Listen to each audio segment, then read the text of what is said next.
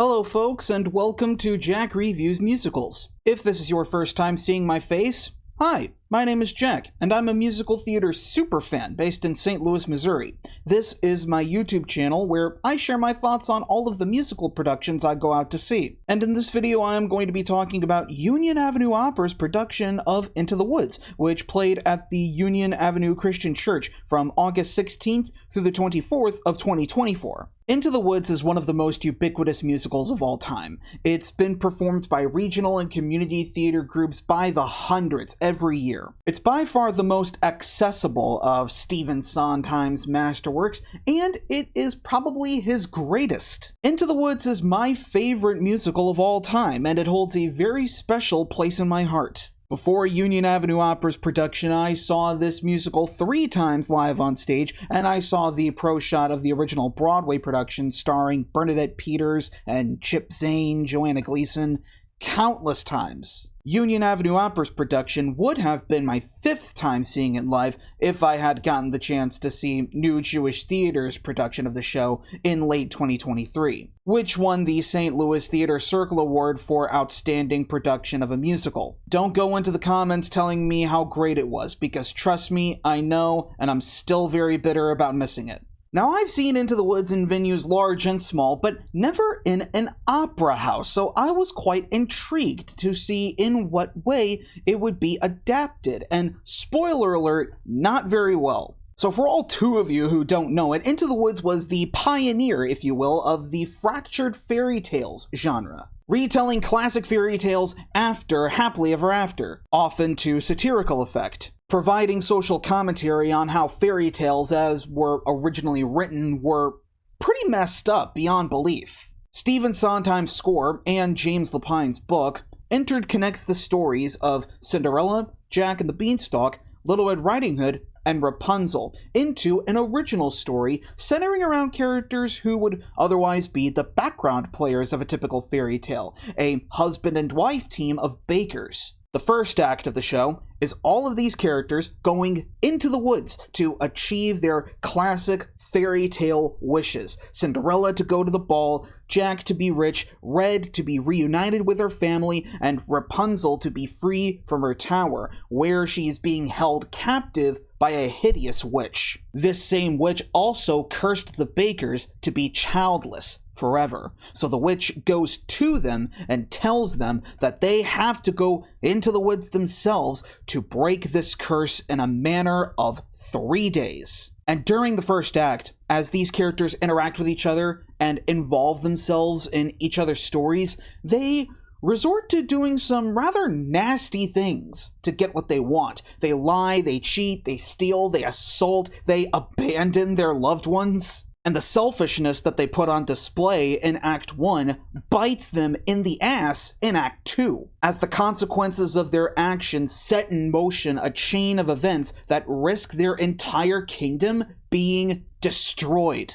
Into the Woods is a musical about selfishness, about what happens when we are not mindful of other people during their times of need. It's about the responsibility that we have as individuals to serve others. The final song in the show is Children Will Listen, where the final message is our actions speak louder than words, so we have to strive to make our actions serve the future. Make the world a better place for our youth. And again, going back to my previous conversations and all of my other reviews about needing stories that are genuine and sentimental and emotional, we need to see a story like Into the Woods in today's age. Especially because Into the Woods is a musical that I consider to be perfect in every way. It's an easily accessible,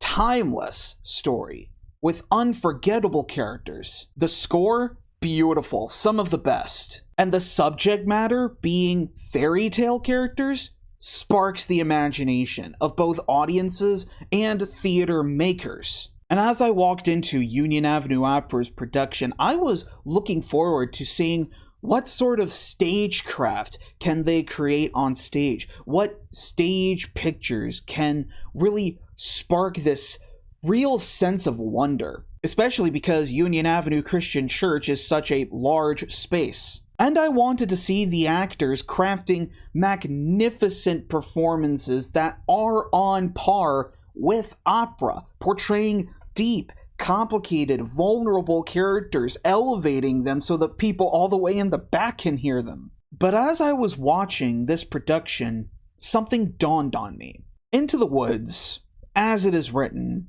is not very well equipped to be produced in an opera house.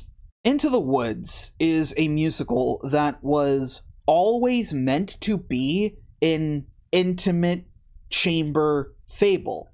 And it wasn't until watching this production that I fully rationalized that in my head.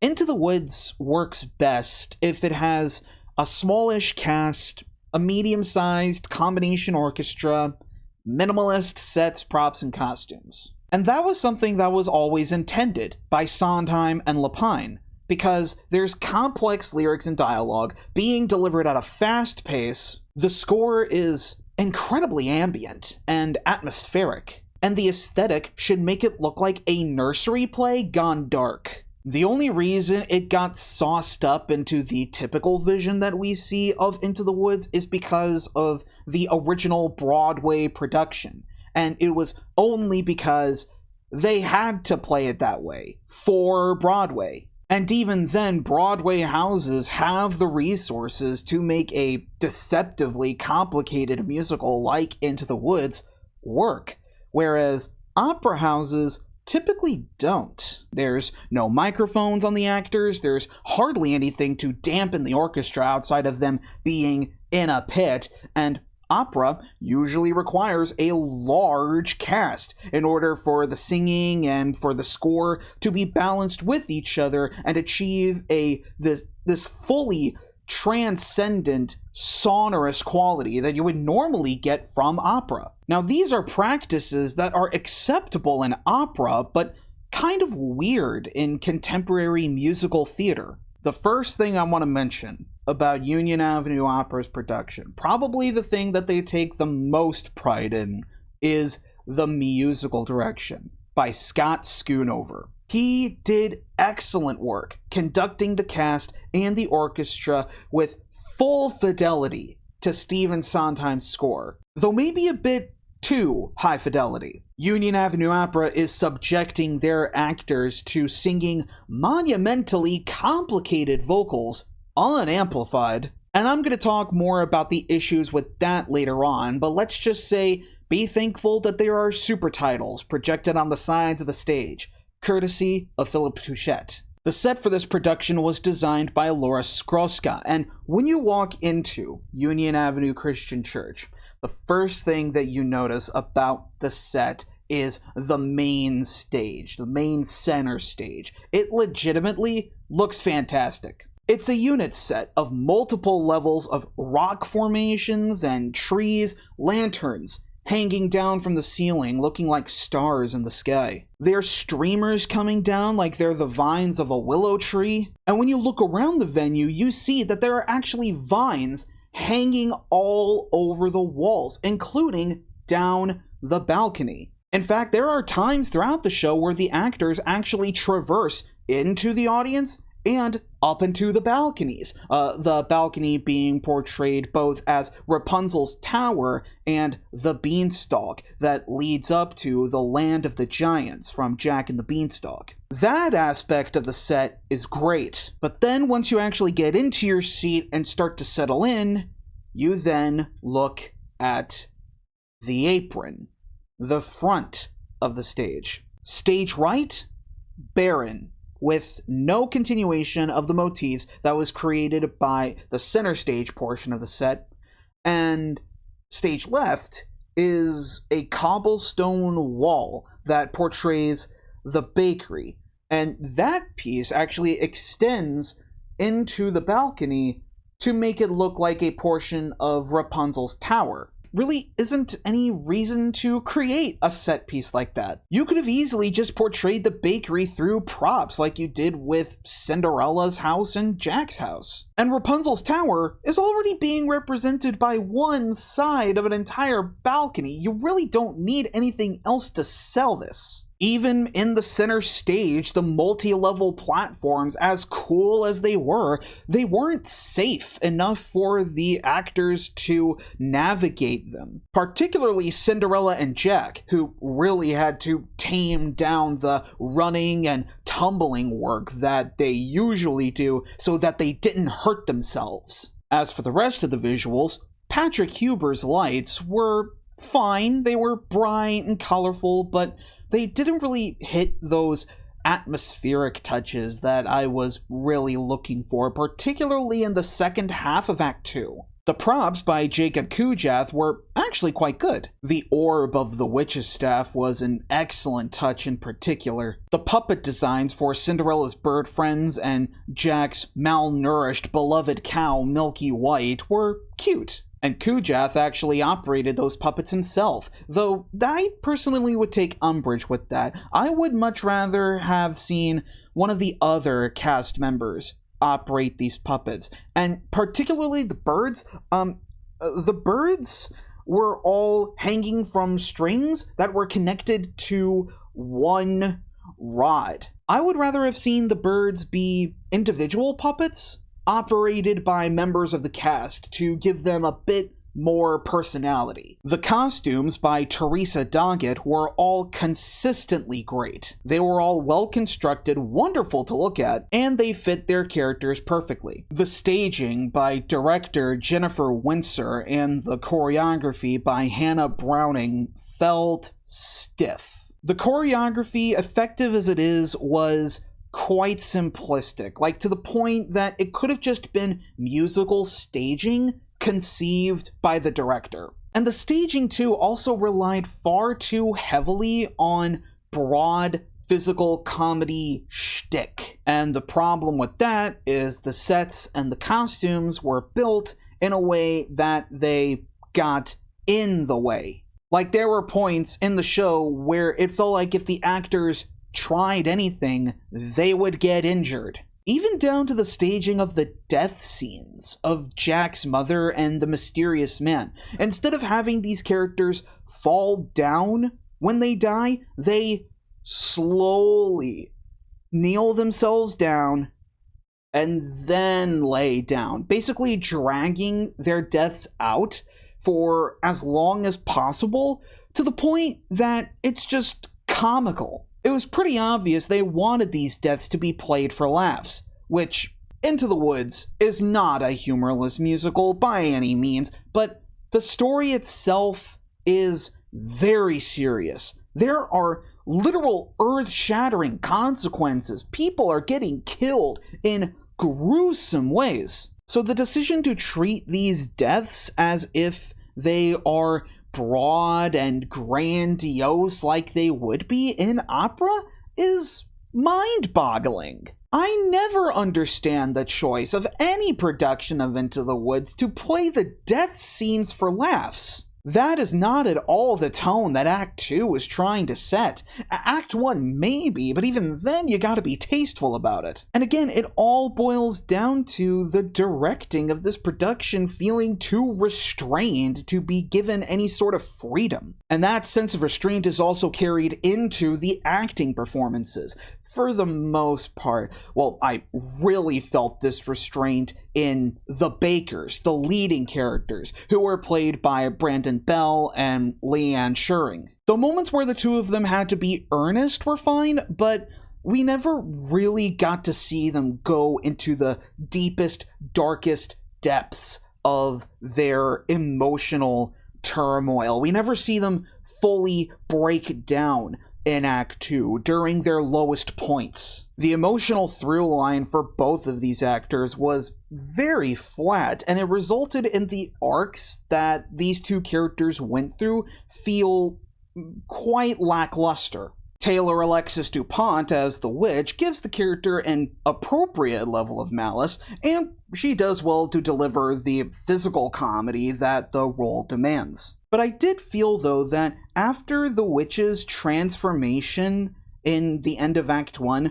to her former beautiful self, the character's punchiness got lost, particularly during her confrontations with Rapunzel, and also the show's 11 o'clock number, Last Midnight, which is supposed to be one of the most terrifying scenes you will ever see in a musical. But in this production, it's just kind of there. The best actors in this production were probably the central fairy tale quartet. They all fully understood their characters, and they fulfilled their acting demands nicely. Brooklyn Snow was a properly nurturing presence as Cinderella. Cameron Tyler was charmingly boyish as Jack. Laura Corinna Sanders emphasized the brattiness of Red to the point that she creates a nice cathartic moment for her character towards the end. And Lauren Nash Silberstein nails Rapunzel's mania, and has a masterful legit soprano for both Rapunzel and for playing the spirit of Cinderella's mother. Christopher Hickey plays the dual roles of the show's narrator and the mysterious man, who controls the story from the inside when the narrator is not telling it. But Christopher Hickey plays both roles a bit too detached. Every time he's on stage, he looks kind of puzzled by the proceedings that are taking place, rather than being an active participant of them. And because of this sense of bewildered bemusement, the transition that the narrator and the mysterious man go through in Act 2, from being characters totally in control of the narrative, all the way down to losing control and instead becoming victims of the narrative, it was an arc that felt lost. Going back to the standouts, we have Eric McConnell as the wolf, the big bad wolf that terrorizes Red. His rendition of Hello, Little Girl was just the right level of creepiness. The only thing wrong with this performance is that Eric McConnell only plays the wolf. I wish he was given more to do. Stephanie Tennell's performance as Jack's mother was unfocused. Her portrayal lacked this motherly drive that makes Jack's mother such a compelling character, particularly during the confrontation with the giant in Act 2. And combined with how her death scene was staged, I felt that the way this production treated the character of Jack's mother to be distasteful. Matthew Greenblatt and James Stevens as Cinderella's and Rapunzel's princes respectively were great. They did excellent work of making clear the arcs that they went through, from being clueless himbos to being much more mindful and self-aware. Matthew Greenblatt as Cinderella's prince, during his final scene with Cinderella, is probably the most ashamed that I have ever seen an actor look delivering this final moment. And James Stevens also makes his journey into being a legitimate protector for Rapunzel quite convincing. Costume designer Teresa Doggett provided the voice of the giant that terrorizes the kingdom, and her voice is appropriately booming, but the line delivery was rather one note, and there were a few times at the performance I saw where she stumbled on her words a bit. Cinderella's stepfamily was played by Deborah Hillebrand as the stepmother, Rebecca Hadelid as Lucinda, Gina Malone as Florinda and doubles as Red's granny, and Philip Touchette as Cinderella's father and the steward for the princes. All of these actors gave solid enough renditions of their roles, but they're directed in such a way that their presence was just kind of there, which for an opera company is odd, considering that these characters are the definition of opulence. Overall, the issues that I have with Union Avenue Opera's production of Into the Woods really comes down to a lack of focus. There was such an intense commitment to honoring this score, presenting it with all of its majesty, that most everything else was sacrificed. The staging was stiff. A good chunk of the performances were one note. and the visuals were not entirely thought out all the way through. But despite how negative I'm sounding, this production wasn't disastrous, because it's Into the Woods. It's still great material. This production was so nice. It's not good, it's not bad, it's just nice. And nice is different than good. I stated in a review of another production of Into the Woods that it's a musical that gets better every single time I see it. And the thing that Union Avenue Opera brought to the table was it made me realize that it really is a minimalist chamber musical down to its construction. And it makes me all the more sore that I missed the chance to see a production that did exactly that. Did you see Union Avenue Opera's production of Into the Woods? If so, what did you think about it? And, question of the day, what is your favorite musical of all time? Let me know in the comments below. After your journey into the woods, you can wander on over to my website, jackreviewsmusicals.com, and read the back catalog of reviews that I have published since all the way back in 2022. If you enjoyed this review, be sure to leave a like and subscribe to the channel so you don't miss any more St. Louis musical theater reviews coming very soon. Thank you so much for watching, and until next time, long live the musical!